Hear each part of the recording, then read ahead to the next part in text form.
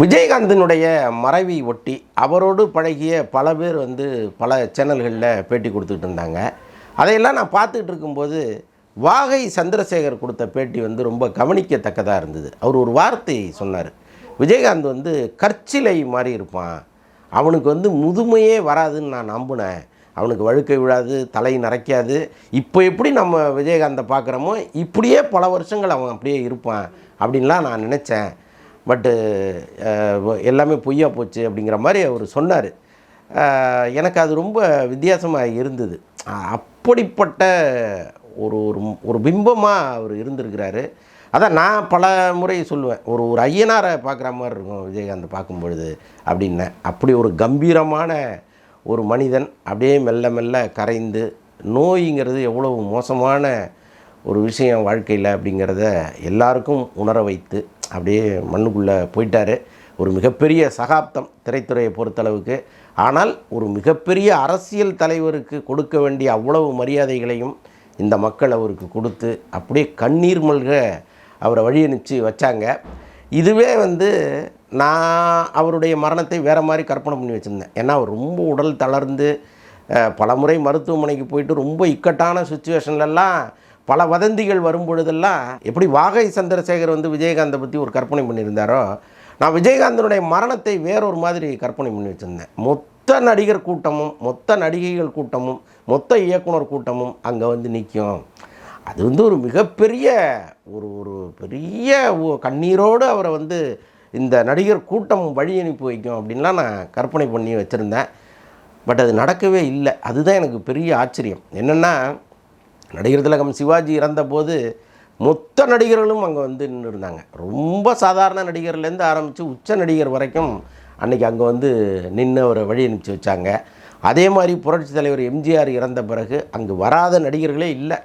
அப்படி உலகம் முழுக்க இருக்கிற எங்கெங்கிருந்தோ எம்ஜிஆருக்கு அஞ்சலி செலுத்தினது ஒரு பக்கம் இருந்தாலும், நடிகர் நடிகைகள் எல்லாருமே இறுதி அஞ்சலி செலுத்தினாங்க.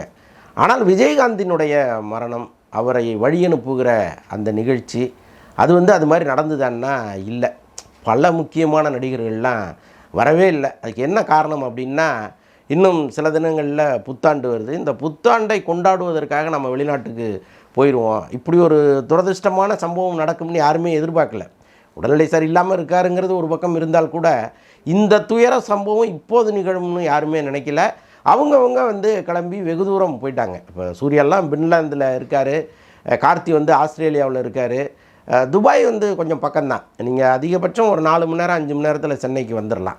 துபாயில் இருப்பவர்கள் இங்கே வந்திருக்கலாம். மற்றபடி அதை தாண்டி வெகு தூரத்தில் இப்போ அமெரிக்காவிலாம் இருந்து இங்கே வருவதுங்கிறது கொஞ்சம் சிரமம்தான். ஏன்னா உங்களுக்கு டிக்கெட் கிடச்சி ஒரு 24 மணி நேர பயணம் அது. ஸோ இப்படி வர்றதுக்குள்ளே இங்கே உடல் அடக்கம் நடந்து முடிஞ்சிருங்கிறதெல்லாம் அவங்களுக்கு தெரியும். அதனால் அங்கிருந்தபடியே கண்ணீர் மல்க அவங்க வீடியோ பதிவை வெளியிட்டிருந்தாங்க.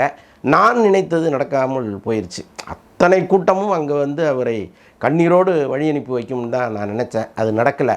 ஆனால் ஒரு பெரிய தலைவர் இருக்காருன்னு வைங்களேன், அவர் வரும்பொழுது ஒரு தேர்தல் நேரமாக இருக்கட்டுமோ அல்லது மற்ற நேரங்களாக இருந்தால் கூட ஒரு பல ஆயிரம் செலவு பண்ணி ஒரு டிஜிட்டல் பேனர் வச்சு அவர் மகிழ்ச்சி அடைவார் அப்படின்னு நீங்கள் நினச்சிங்கன்னா, அதில் கூட அவர் மகிழ்ச்சி அடைய மாட்டார். எங்கோ ஒரு தொண்டன் ஒரு செவுத்தில் அந்த சின்னத்தை தப்பும் தவறுமா வரைஞ்சி வச்சுருப்பான், கோணலும் மாணலுமா வரைஞ்சி வச்சுருப்பான்.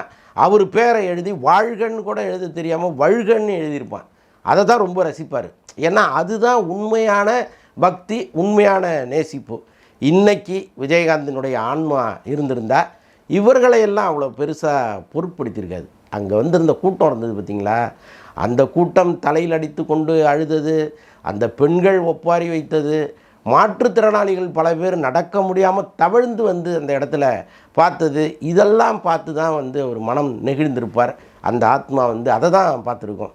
இந்த மாதிரி இந்த நடிகர் கூட்டம் வந்துச்சு, நின்றுச்சு, அழுதுச்சு அப்படிங்கிறதெல்லாம் கூட அவர் 2ஆம் பட்சமாக தான் எடுத்திருப்பாருங்கிறது என்னுடைய நம்பிக்கை. இதில் இவர் வரலை அவர் வரலைங்கிற விமர்சனங்கள் ரொம்ப பலமாக எழுந்தது. முக்கியமாக வடிவேலு வரலை அப்படிங்கிறத ஒரு பெரிய விஷயமாக சொல்லிகிட்டு இருந்தாங்க. வடிவேலு அங்கு வந்திருக்கவே முடியாதுங்கிறது தான் என்னுடைய அழுத்தமான கருத்து. ஏன்னா வடிவேலுக்கும் விஜயகாந்துக்குமான அந்த சண்டைங்கிறது அடுத்த ஜென்மத்திலும் தொடர்கிற அளவுக்கு மாறிடுச்சு. ஏன்னா இப்போ அவங்க ரொம்ப ரொம்ப சாதாரணமாக ஆரம்பித்த ஒரு சண்டை. இப்போ ரீசெண்டாக பார்க்கிங்னு ஒரு படம் ஒன்று வந்தது பார்த்தீங்களா, அதில் வந்து எம்எஸ் பாஸ்கரும் அந்த ஹரிஷ் கல்யாணும் ரொம்ப அன்பாக பழகுவாங்க ரொம்ப ஓப்பனிங்கில். திடீர்னு ஒரு டூ வீலரும் ஒரு காரும் வைக்கிறதுல ஒரு ஏற்படுகிற பிரச்சனை வந்து கொலைப்பழி வரைக்கும் போகும். கிட்டத்தட்ட அதே மாதிரி தான் ஒரு சாவு வீட்டுக்கு வந்தவர்கள் வடிவேலுடைய ஆஃபீஸ் வாசலில் காரை நிறுத்த, இவருடைய கார் நிறுத்த முடியாமல் அந்த காரை நிறுத்தியவர்களை வடிவேலு கடுமையாக திட்ட, அவர்கள் வந்து விஜயகாந்தினுடைய நெருங்கிய உறவினர்கள்ங்கிறதுனால அவர்கள் பேச ஆரம்பித்து அதில் விஜயகாந்த் தலையிட ஆரம்பித்து அப்படி வந்து ஒரு மிகப்பெரிய அடிதடியாக மாறி விஜயகாந்துக்காக சண்டை போட்டவர்கள் கற்களை வந்து வடிவேலு வீட்டில் எறிகிறார்கள். அப்போ வீட்டு ஜன்னல் ஓரமாக உட்காந்துருந்த வடிவேலுடைய மகள், ஒரு +1 படிக்கிற பொண்ணு புத்தகம் படிச்சுட்டு இருக்கும்போது பின்மண்டையில் அடித்து ஒரே மண்டை பொழந்து ரத்த கலரியாக மாறிடுறாங்க அவங்க. இப்போது வடிவேலுடைய வழக்கம் என்ன அப்படின்னா, அவர் வந்து தன்னுடைய குடும்பத்தை தனியாக எங்கேயுமே அவர் பெருசாக அனுப்ப மாட்டார். இவங்களுக்கான டாக்டர் வந்து டி நகரில் இருக்கார். சம்பவம் நடந்த இடம் சாலிகிராமம். வடிவேலு எங்கேயோ ஷூட்டிங்கில் இருக்கிறவர் அப்படியே இருங்க நான் வந்துடுறேன்னு சொல்லிட்டு அவர் வர்றதுக்கான நேரம் அது வரைக்கும் அந்த பொண்ணு ரத்தத்தை அப்படியே பிடிச்சி வச்சுக்கிட்டு இருக்காங்க. வந்த பிறகு ஒரு அள்ளி போட்டு டாக்டர்கிட்ட ஓடுறாரு. அங்கே போய் முதலுதவி சிகிச்சை எல்லாம் பண்ண பிறகு அந்த முதலுதவி தையல் போடுறதுக்காக அந்த பெண்ணுடைய முடியெல்லாம் கட் பண்ணுறாங்க. அப்போது கிட்டத்தட்ட மொட்டையடிக்க வேண்டிய ஒரு சூழ்நிலை ஏற்படுது. அந்த பொண்ணு அதற்கப்புறம் நான் ஸ்கூலுக்கே போக மாட்டேன் அப்படின்னு சொல்லுது. இதில் வந்து வடிவேலு பயங்கரமாக டென்ஷன் ஆகிறாரு. ஒரு பெண்ணுக்கு நேர்ந்த பிரச்சனையை வந்து ஒரு பெருசாக எடுத்து இவர் பேச அவர் பேச வடிவேலு அரசியல் ரீதியாக திமுகவுக்கு சாதகமாக போகிறார். ஏன்னா அங்கே போனோம்னா நம்ம விஜயகாந்தை பயங்கரமாக எதிர்க்கலாம் அப்படிங்கிற மாதிரி நமக்கு ஒரு சப்போர்ட் இருக்கும்னு அங்கே போகிறாரு. ஸோ இப்படி வடிவேலு வாழ்க்கையும் தறிகட்டு போய் விஜயகாந்தினுடைய இமேஜையும் வடிவேலு கடுமையாக டேமேஜ் பண்ணார். ஸோ இப்படிப்பட்ட சூழ்நிலையில் இருவரும் ஜென்ம பகைங்கிற அளவுக்கு அந்த சின்ன பிரச்சனை, ஒரு பார்க்கிங் பிரச்சனை அப்படியே மாறுது. ஸோ இதில் வந்து வடிவேலுவுக்கு விஜயகாந்தின் மீது அன்பும் மரியாதையும் இல்லாமல் போயிருச்சான்னா நிச்சயமாக இருக்க வாய்ப்பில்லை. ஏன்னா அவரும் மனுஷன் தானே. இப்போ இங்கே வந்து அவர் விவேக் இறந்ததுக்கு வரலை, அப்புறம் இன்னும் பல பேர் மயில்சாமி இறந்ததுக்கு வரலை, அவருடைய ட்ரூப்பில் இருந்த பல பேருடைய மறைவுக்கு வடிவேலு வரலை. 10 பைசா யாருக்கும் கொடுக்காதவர், அது அவருடைய இயல்பு. ஆனால் எவ்வளவு பெரிய கல்லஞ்சக்காரனாக இருந்தாலும் தான் வந்த பாதையை ஒரு நிமிஷம் நினச்சி பார்க்காம இருக்கவே மாட்டான். நிச்சயமாக இது போன்ற சந்தர்ப்பத்திலேயாவது வடிவேலு ஒரு நிமிஷம் அடடா விஜயகாந்த் நமக்கு என்னெல்லாம் பண்ணியிருக்கிறாரு, ஆனால் இன்றைக்கி நம்ம போக முடியாத ஒரு சூழ்நிலை இருக்கு அப்படின்னு நினச்சிருப்பாருன்னு நான் நம்புகிறேன். ஒருவேளை அப்படி நினைக்காத கல்லஞ்சக்காரனாக அவர் இருந்தாருன்னா அதுக்கு நான் பொறுப்பு இல்லை. பட் ஏன் வடிவேலு வரலை அப்படிங்கிற கேள்வியை எழுப்புகிறவர்களுக்கு என்னுடைய பதில் என்னென்னா, அங்கே வந்திருந்தால் வடிவேலுவை குதறி எடுத்திருக்கோம் அந்த கூட்டம். ஏன்னா அவ்வளவு கோபத்தில் இருந்தார்கள் விஜயகாந்தினுடைய ரசிகர்கள். அது எப்படி வெளிப்பட்டுச்சு அப்படின்னா, விஜய் வந்தார் இல்லையா, விஜய் வந்து விஜயகாந்த் உடலுக்கு இறுதி அஞ்சலி செலுத்துவதற்காக ஹைதராபாத்லேருந்து கிளம்பி வர்றார். அங்கே ஷூட்டிங் நடந்துகிட்டு இருக்கு. அங்கேருந்து கிளம்பி ஓடி வராரு. ஒரு நள்ளிரவில் வந்து அவர் வந்து மலர் வளையம் வைக்கிறார். எல்லாருக்குமே என்ன கோபம் அப்படின்னா, விஜயகாந்த் இவ்வளவு நாளாக உடல்நிலை சரியில்லாமல் இருந்தார், அப்போ வந்து ஏன் இந்த விஜய் பார்க்கல அப்படின்னு ஒரு பெரிய கோபம் அவங்களுக்கு. அந்த கோபம் தான் ஒருவர் வந்து செருப்பை வீசுகிறார் விஜய் போகிற காரில். நல்ல வேளையாக விஜய் காரில் ஏறிட்டார், இல்லைன்னா அவர் மேலே பட்டிருப்பதற்கும் அது வாய்ப்பு இருக்குது. அப்போ அவ்வளவு வெறுப்போடு ரசிகர்கள் அங்கே இருக்காங்க. ஆனால் பின்னாடி நடந்தது என்ன அப்படின்னா, விஜய் வந்து கடந்த 6-7 மாதமாகவே, கிட்டத்தட்ட 1 வருஷமாகவே சொல்கிறாங்க, நான் வந்து அண்ணனை பார்க்கணும், எனக்கு ஒரு டைம் கொடுங்க அப்படின்னு திருமதி பிரேமலதாட்ட தொடர்ந்து அவர் கேட்டுக்கிட்டே இருக்கிறாரு. அவங்க வந்து இல்லை நான் சொல்கிறேங்கிற மாதிரி நாட்களை கடத்திகிட்டே இருந்திருக்காங்க. இதுதான் நடந்தது. இதற்கிடையில் விஜயகாந்த் இறந்துருக்கிறார். இதே மாதிரி பல நடிகர்கள் நாங்கள் வந்து விஜயகாந்தை பார்க்கணும், எங்களுக்கு ஒரு சந்தர்ப்பம் கொடுங்க அப்படின்லாம் கேட்டிருக்காங்க. ராதாரவி பார்க்கும் போதெல்லாம் புலம்பியிருக்கிறார். எங்கள்கிட்டே 2-3 முறை சொல்லியிருக்கிறார், விஜயை பார்க்கணுன்னு ரொம்ப ஆசையாக இருக்குது, ஆனால் அவங்க எங்களை அனுமதிக்க மாட்டேங்கிறாங்க அப்படின்லாம் சொல்லியிருக்கிறார். ஸோ அப்போ அவங்க வந்து என்னென்னா, இது போன்றவர்களை சந்திக்கும் பொழுது விஜயகாந்த் ரொம்ப எமோஷன் ஆகி ஒரு உடலுக்கு ஏதாவது பிரச்சனை ஆயிருமோன்னு நினச்சி அவங்க அதை தள்ளி போட்டிருக்கலாம். பட் இதையெல்லாம் அறியாத மக்கள் இது போல் ரியாக்ட் பண்ணுறாங்க. அப்போது வடிவேல் வந்திருந்தால் என்ன இருக்கும்? விஜய் வந்து இத்தனைக்கும் விஜய்க்கும் விஜயகாந்துக்கும் எந்த கான்ட்ரவர்சியும் கிடையாது, வந்து பார்க்கலங்கிற ஒரே குறை தான். இது ஒரு பக்கம் வைங்க.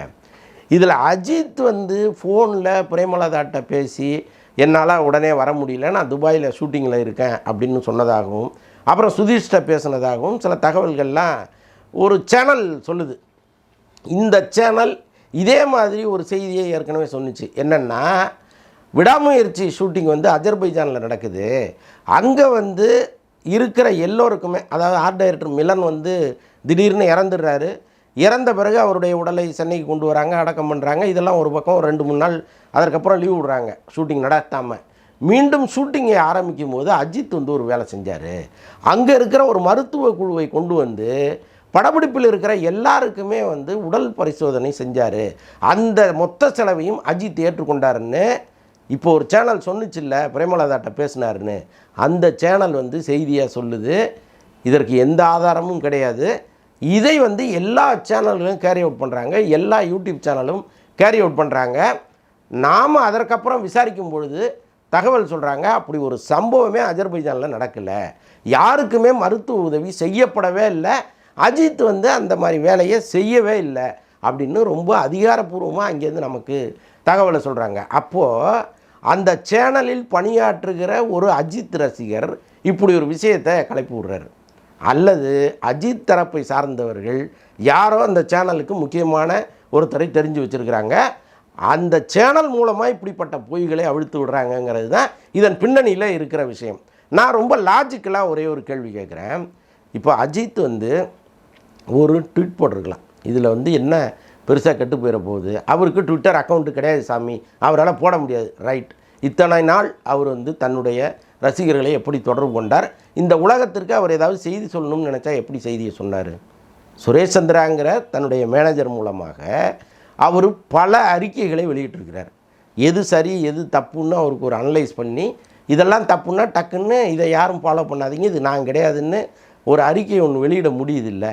அப்போ ஏன் ஒரு 2 வரியில், கேப்டன் சார் நீங்கள் போயிட்டீங்களே, இது என்னால் தாங்க முடியாத ஒரு துயரமாக இருக்குது, ஏதோ ஒன்று சாரி சார், ஆர்ஐபி சார், ஏதோ ஒன்று பண்ணியிருக்கணுமா வேணாமா, பண்ணலை, சரி ரைட், அந்த வழக்கம் அவர் கிடையாது. இன்னொன்று, அவர் இந்த மாதிரி இறப்பு சமாச்சாரங்களுக்கெல்லாம் வர்றதில்லை, அதை வந்து ஒரு கொள்கையாக வச்சுருக்கிறாரு. அப்படி இருந்தும் நடுவில் விவேக்குனுடைய மகன் இறந்தப்பெல்லாம் அவர் வந்தார். ஸோ அதையும் நம்ம வந்து குறை சொல்ல முடியாது. பட்டு அவர் ஒரு பொதுவான கொள்கையாக வச்சுருக்கிறாரு. துபாயிலிருந்து வருவதை கூட அவர் விரும்பியிருக்காங்க. நான் என்ன சொல்கிறேன், ஒரு குறைந்தபட்ச நாகரிகம், அவருடைய வருத்தத்தை ஏதாவது ஒரு முறையில் அவர் வெளிப்படுத்தியிருக்கணும். அதை அவர் செய்யலை. இதை செய்யாமல் நேரடியாக வந்து துபாயிலேருந்து பிரேமலதாவுக்கு ஃபோன் பண்ணதாக ஒரு தகவலை வெளியிடுறாங்க. ரைட்டு, பேசினதாகவே இருக்கட்டும். பிரேமலதா இவ்வளோ பெரிய பிரச்சனை ஓடிக்கிட்டு இருக்கு, இந்தியா முழுக்க இருக்கிற தலைவர்கள் எல்லாமே அங்கங்கேருந்து இரங்கல்களை தெரிவிச்சுட்டு இருக்காங்க. ஒரு ஆற்றோனா துயரத்தோடு அங்கே நிற்கிறாங்க. அவங்க எத்தனை முறை அழுதார்கள்ங்கிறத அவங்க நம்ம அந்த நேரலையை பார்த்துருந்தா தெரிஞ்சிருக்கும். அவரும் அவருடைய மகன்களும் நின்று அழுதுகிட்டே இருக்காங்க. அந்த அம்மா வந்து அப்பப்போ கரைச்சி படுத்து அந்த சண்முக பாண்டியனுடைய முகத்தையும் கண்ணீரையும் தொடச்சிட்டே இருக்காங்க. இப்படிப்பட்ட சூழலில் அஜித்திட்டேருந்து ஃபோன் வந்துச்சுன்னா அவங்க ஃபோனை அட்டன் பண்ணுறாங்கன்னே வச்சுக்கோங்க. அட்டன் பண்ணி முடிச்சுட்டு மீடியாவை கூப்பிட்டு அஜித் ஃபோன் பண்ணார், இந்த சடங்கெல்லாம் முடிஞ்ச பிறகு ஒரு 2 நாள் கழித்து உங்களை வீட்டில் வந்து பார்க்குறேன்னு சொன்னாருங்கிற தகவலை மீடியாக்களுக்கு சொல்லியிருப்பாங்களா? அல்லது யார்கிட்டையாவது சொல்லி இதை கொஞ்சம் மீடியாட்ட சொல்லிவிடுங்க, அஜித் சொன்னார் அப்படின்னு சொல்லியிருப்பாங்களா?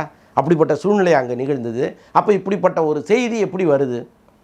அவருடைய மேனேஜர் சொன்னாருன்னே வச்சுப்போம்.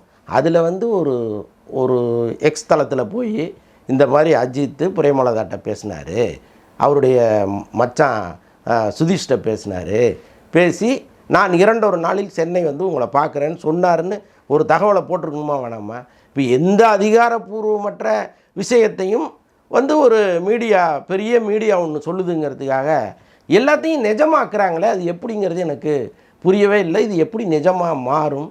எனக்கு பயங்கர சந்தேகமாக இருக்குது. இதை இல்லைங்க அவர் அப்படி தாங்க, அது வெளியில் காமிச்சிக்க மாட்டாருங்க அப்படின்னா அது எப்படின்னு எனக்கு புரியவே இல்லை. ரொம்ப ஒரு வித்தியாசமான அணுகுமுறையாக இருக்குது. நான் அந்த வீடியோவில் ஆரம்பிக்கும் போது சொன்னேன்ல, ஒரு தலைவருக்கு பெரிய டிஜிட்டல் பேனர்லாம் வச்சு ஆயிரக்கணக்கில் செலவு பண்ணுறதில்ல பெரிய சந்தோஷம் இருக்காது. எங்கோ ஒரு ரசிகன் செவுத்தில் அந்த சின்னத்தை தப்பும் தவறுமா கோணலும் மாணலுமா கிறுக்கிறான்ல, தலைவா வழுகன்னு போடுறான்ல, அதை தான் அவர் பெருசாக நினைப்பாருன்னு சொன்னல. விஜயகாந்தனுடைய ஆத்மா இந்த அஜித்தின் பம்மாத்துகளையும் இது போன்ற பொய் பித்தலாட்டங்களையும் நிச்சயமாக மன்னிக்கவே மன்னிக்காது.